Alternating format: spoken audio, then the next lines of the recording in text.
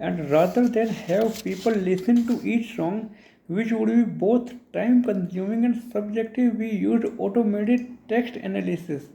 Similar to the approach used by the Shakespeare detective, we fed the lyrics of each song through an algorithm to understand whether songs talked about different genders differently, not just whether the lyrics said explicitly positive or negative things, but whether they exhibit a more subtle and potentially more impactful type of bias, like the ones that often shows up when selecting job applicants.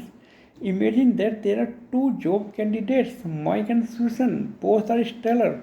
Mike is really capable and experienced, and Susan is super friendly and helpful.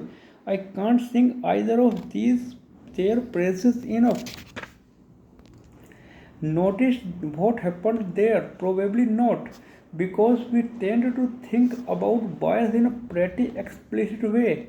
If a recruiter treats men and women differently, they are clearly biased. Or if a resume would be seen different. If the candidate was named Dylan, a stereotypically white name, rather than DeAndre, a stereotypically African American name, it's easy to identify it as racism. But it turns out that subtler forms of bias can be just as dangerous. Consider the way Mike and Susan were described. On the surface, both were talked about positively, but the way in which those words are positive differs. Consistent with the words used to describe Mike, capable and experienced, men are often described based on their competence, how smart, intelligent, or successful they are, whether they are strategic thinkers, and how good they are at solving problems.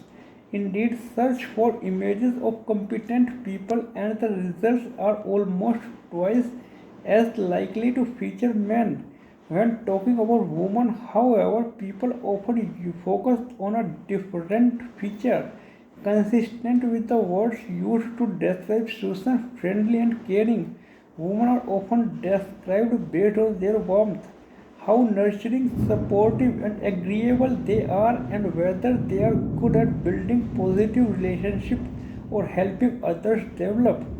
Search for images of warm people, and almost two-thirds of the images will feature women. The difference between warmth and competence may seem small, but it has big consequences. Hiring and promotion, for example, particularly for leadership roles, usually depend on how competent someone seems. And because the language used to describe women is less likely to focus on their competence, it puts women at disadvantage. We examined whether this linguistic difference might show up in music, whether songs were less likely to focus on competence or intelligence when talking about women, for example, and whether this has changed over time. The evidence was decidedly mixed. In some ways, things have improved in the 1970s and early 1980s. Lyrics were clearly biased against women. When songs talked about someone as being intelligent, clever, ambitious, or brave, that person was much more likely to be a man than a woman. In the late 80s and early 90s, though, things moved in a more equitable direction, whether looking at pop music, dance, country, R&B, and even rock. Things became more even, with women being talked about more similarly to men. In the late 1990s, however, this progress reversed.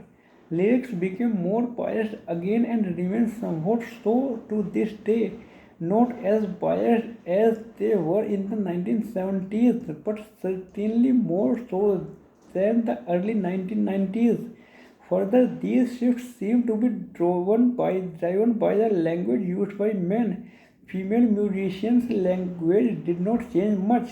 Even going back to the 1970s, they tended to talk about men and women similarly, and that persisted up to that day. But male musicians' language showed a much greater shift. They started off biased in the 1970s, got better up until the early 1990s, and the gains leveled off in the last few decades. Thank you. that's it for the day.